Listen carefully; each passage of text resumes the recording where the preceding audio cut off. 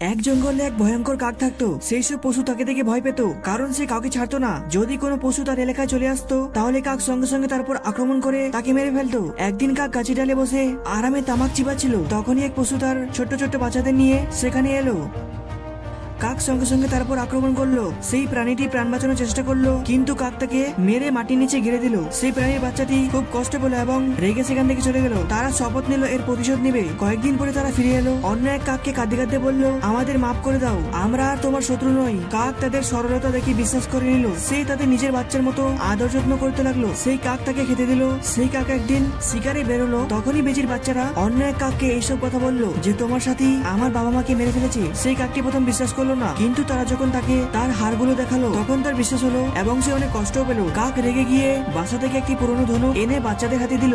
সন্ধ্যায় কাক ফিরে আসতেই সেই প্রাণীর বাচ্চাটি তারপর তীর চালালো। তীরের আঘাতে কাক সেখানে মারা গেল। এইভাবে সেই প্রাণীর বাচ্চাটি তার বাবা মার মৃত্যুর প্রতিশোধ নিতে পারলো। ভিডিওটি ভালো লাগলে অবশ্যই একটা লাইক আর চ্যানেলটি সাবস্ক্রাইব করো।